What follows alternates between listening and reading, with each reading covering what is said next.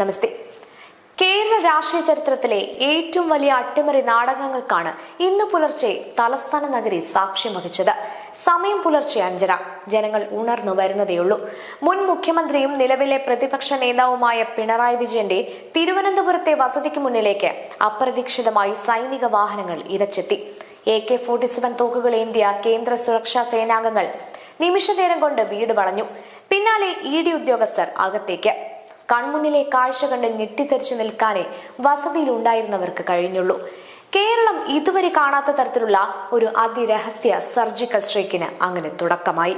സംസ്ഥാന ആഭ്യന്തര വകുപ്പിനെയും പ്രാദേശിക പോലീസിനെയും പൂർണ്ണമായും ഇരുട്ടിൽ നിർത്തിക്കൊണ്ടായിരുന്നു എൻഫോഴ്സ്മെന്റ് ഡയറക്ടറിന്റെ ഈ പടപ്പുറപ്പാട്.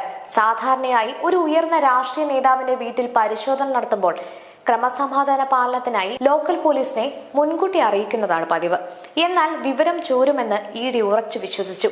അതുകൊണ്ട് തന്നെ കേരള പോലീസിനെ പൂർണ്ണമായി ഒഴിവാക്കി ഡൽഹിയിൽ നിന്ന് നേരിട്ടുള്ള നിർദ്ദേശപ്രകാരം കേന്ദ്രസേനയുടെ കനത്ത കാവലിലാണ് ED സംഘം വീടിനുള്ളിലേക്ക് ഇരച്ചുകയറിയത്.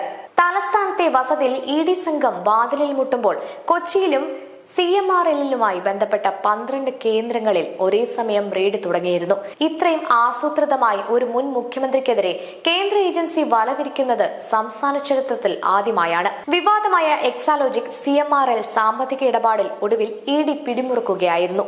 റെയ്ഡ് പുരോഗമിക്കുമ്പോൾ പിണറായി വിജയനും മകൾ വീണ വിജയനും വസതിയിൽ തന്നെയുണ്ടെന്നാണ് വിവരം.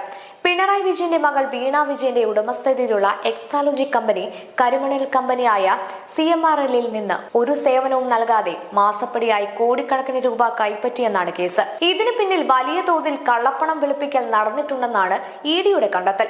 കഴിഞ്ഞ കുറെ മാസങ്ങളായി രാഷ്ട്രീയ വൃത്തങ്ങളിൽ പുകഞ്ഞുകൊണ്ടിരിക്കുന്ന ഈ വിവാദമാണ് ഇപ്പോൾ പിണറായിയെയും മകളെയും ഒരേ സമയം പ്രതിക്കൂട്ടിലാക്കിയിരിക്കുന്നത്.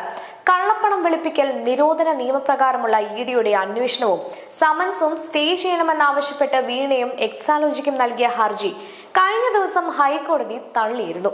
കോടതിയിൽ നിന്ന് അന്വേഷണത്തിന് പൂർണ്ണമായ ഗ്രീൻ സിഗ്നൽ ലഭിച്ചതോടെയാണ് ED ഒട്ടും സമയം കളയാതെ പുലർച്ചെ തന്നെ റെയ്ഡിലേക്ക് കടന്നത്. കോടതിയുടെ ഈ നിലപാട് അന്വേഷണ സംഘത്തിന് നിയമപരമായ വലിയ ആയുധമാണ് നൽകിയിരിക്കുന്നത്. വസതിയിലുള്ള ഡിജിറ്റൽ തെളിവുകൾ പൂർണ്ണമായി പിടിച്ചെടുക്കുക എന്ന ലക്ഷ്യത്തോടെയാണ് EDയുടെ പരിശോധന. വീണ വിജയന്റെ പേഴ്സണൽ ലാപ്ടോപ്പ്, മൊബൈൽ ഫോണുകൾ, പ്രധാനപ്പെട്ട ബാങ്ക് അക്കൗണ്ട് രേഖകൾ, എക്സാലോജിക് കമ്പനിയുടെ സാമ്പത്തിക ഇടപാടുകളുടെ ഫയൽ എന്നിവ ED അതിരഹസ്യമായി പരിശോധിച്ചു വരികയാണ്. പണം എങ്ങോട്ടൊക്കെ പോയി എന്നതിന്റെ വ്യക്തമായ മണി ട്രെയിൻ കണ്ടെത്താനാണ് ഉദ്യോഗസ്ഥരുടെ ശ്രമം. പരിശോധനയ്ക്ക് ശേഷം പിണറായി വിജയന്റെയും വീണ വിജയന്റെയും മൊഴികൾ ED വസതിയിൽ വെച്ച് തന്നെ രേഖപ്പെടുത്തും. പ്രാഥമിക ചോദ്യം ചെയ്യലിൽ ഇവർ നൽകുന്ന വിശദീകരണങ്ങളിൽ വൈരുദ്ധ്യമുണ്ടെങ്കിലോ കണ്ടെടുത്ത രേഖകളുമായി ഒത്തുപോകാത്തതാണെങ്കിലോ EDക്ക് കടുത്ത നടപടികളിലേക്ക് നീങ്ങാം. PMLA കേസുകളിൽ മൊഴികളിലെ വൈരുദ്ധ്യം അറസ്റ്റിലേക്ക് നയിക്കാറുള്ളതിനാൽ വരും മണിക്കൂറുകൾ കേരള രാഷ്ട്രീയത്തിന് അതീവ നിർണായകമാണ്. ഈ കനത്ത തിരിച്ചടിയെ രാഷ്ട്രീയമായി തെരുവിൽ നേരിടാനാണ് ഇടതുപക്ഷത്തിന്റെ അടിയന്തര തീരുമാനം. കേന്ദ്രത്തിലെ BJP സർക്കാർ രാഷ്ട്രീയ വൈരാഗ്യം തീർക്കാൻ കേന്ദ്ര ഏജൻസികളെ കളിപ്പാവുകളാക്കുകയാണെന്ന് CPM നേതൃത്വം ആരോപിക്കുന്നു. ഡൽഹിയിലും ജാർഖണ്ഡിലും പ്രതിപക്ഷ നേതാക്കളെ ജയിലിൽ അടച്ചതുപോലെ കേരളത്തിലും രാഷ്ട്രീയ വേട്ടയാടലാണ് നടക്കുന്നത്. വരും ദിവസങ്ങളിൽ സംസ്ഥാന വ്യാപകമായി കടുത്ത പ്രതിഷേധ സമരങ്ങൾക്ക് ഇടതുമുന്നണി ആഹ്വാനം ചെയ്തേക്കും. സംസ്ഥാന ഭരണകക്ഷിയായ UDFനെ സംബന്ധിച്ച് ഈ റെയ്ഡ് രാഷ്ട്രീയമായി വലിയൊരു ആയുധമാണ്. മുൻപ് മുഖ്യമന്ത്രിയായിരുന്ന ഉമ്മൻചാണ്ടിക്കെതിരെ അഴിമതി ആരോപണങ്ങൾ ഉന്നയിച്ച് ഇടതുപക്ഷം നടത്തിയ അന്ധമായ സമരങ്ങൾക്ക് കാലം കാത്തുവെച്ച തിരിച്ചടിയായാണ് UDF ഇതിനെ വിശേഷിപ്പിക്കുന്നത്.